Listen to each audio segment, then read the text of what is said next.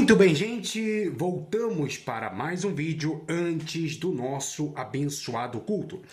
E hoje, Brasil, eu vim trazer algo interessantíssimo da parte de Deus para a sua vida e que Deus venha nos guiar em todos os nossos caminhos. Antes de mais nada, eu gostaria de ler o texto de 1 Coríntios, capítulo 11, versículo 28, para a gente começar e eu explicar o que significa verdadeiramente a Eucaristia ou a ceia de Cristo. O texto do capítulo 11 da primeira epístola de Corinto, verso 28, seguinte: por conseguinte, que cada um examine a si mesmo, antes de comer desse pão e beber desse cálice, pois aquele que bebe sem discernir o corpo, come e bebe para a própria condenação. Eis porque há entre vós tantos débeis e enfermos, e muitos morreram. Se nós examinássemos a nós mesmos, não seríamos julgados, mas por seus julgamentos o Senhor nos corrige, para que não sejamos condenados com o mundo. O que acontece? Essa palavra condenação aqui não significa que se você tomar a ceia em pecado, você vai para o inferno ou você vai ser condenado. É que, na verdade, esse contexto está falando a respeito do que estava acontecendo em Corinto. E eles estavam comendo e deixando os mais pobres para trás, passando necessidade. O pecado que estava ocorrendo ali é o que nós chamamos de pecados de divisão. E o que Paulo está exortando aquele povo? O povo de Corinto: olha, esperem um pelos outros, porque se a ceia não for feita em unidade e comunhão, simplesmente para nada serve. E é o que acontece ali. Não significa, eu estou em pecado e se eu tomar ceia no texto eu vou ser condenado. Não, nada disso. E outra questão, nós temos algumas epístolas dos pais da igreja, quem estuda patrística sabe muito bem disso. A primeira epístola é aos Hermenionitas, né? Que isso é de Inácio de Antioquia. E o texto vai dizer o seguinte: eles se afastam da Eucaristia e da oração porque não professam que a Eucaristia é a carne de nosso Salvador Jesus Cristo, que sofreu por nossos pecados e que na sua bondade o Pai ressuscitou desse modo aqueles que recusam o dom de Deus. Morrem na sua disputa, seria melhor para eles praticarem o amor a fim de ressuscitarem também. Bom, o primeiro problema da epístola de Inácio é o seguinte: eles se afastam. Eles quem?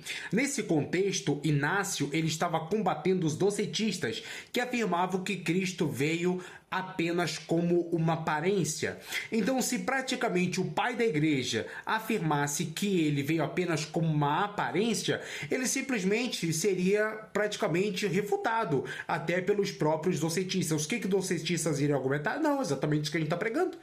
Então, se ele falasse que é apenas uma aparência, apenas um símbolo, eles seriam praticamente refutados. Mas eu gostaria que você prestasse atenção, né, a respeito de Orígenes de Alexandria no comentário sobre Mateus 11,14. Ora, se tudo que entra pela boca vai para o estômago e é lançado na latrina, até a comida que foi santificada através da palavra de Deus e da oração, em conformidade com o fato de que é imaterial, vai para o estômago e é lançada na latrina, mas por causa da oração que vem sobre ela conforme a medida da fé, torna-se um benefício e um meio de ver claramente para a mente que procura o que é benéfico, e não é a matéria do pão, mas a palavra que é dita sobre ele, o que aproveita ao que come não indignamente o Senhor, e estas coisas certamente são ditas do corpo típico e simbólico.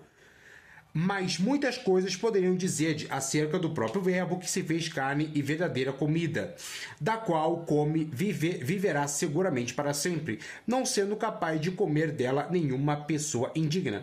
Pois se fosse possível para alguém que continua indigno comer daquele que se fez carne, que era o verbo e o pão vivo, não se teria escrito que todo que come deste pão viverá para sempre. Ou seja, o que Orígenes está dizendo aqui? Ele está afirmando que esse corpo ele é típico e simbólico. Quando Cristo ele levanta aquele pão, né, ele está simplesmente fazendo o que nós chamamos de simbologia, porque até os próprios judeus, né, antigamente, né, eles comiam a Páscoa, que era o cordeiro, E esse cordeiro não significa que ele se transfigurava, se transformava ou se transubstanciava no próprio cordeiro que morreu anteriormente. Não.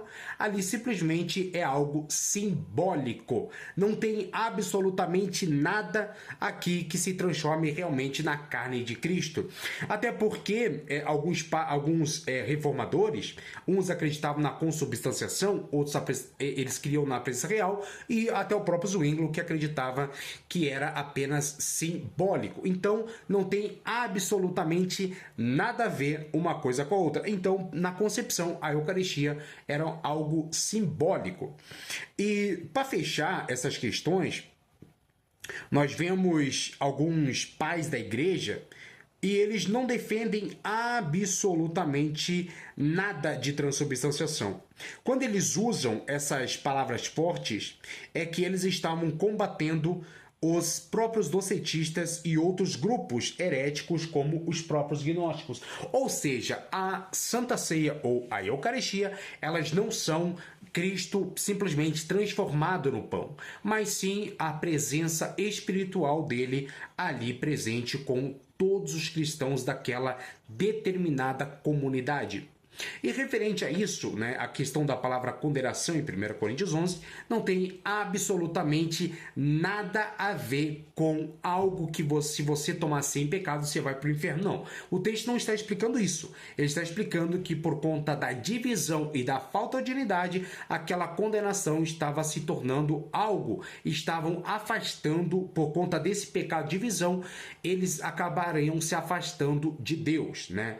Então, quando ele fala que não sabem discernir o corpo, não está falando de uma carne, né? Ele está falando simplesmente de algo que estava faltando na igreja de Corinto, que era a unidade. Eu espero ter respondido a pergunta. Obrigado a todos, forte abraço, fiquem todos com Deus.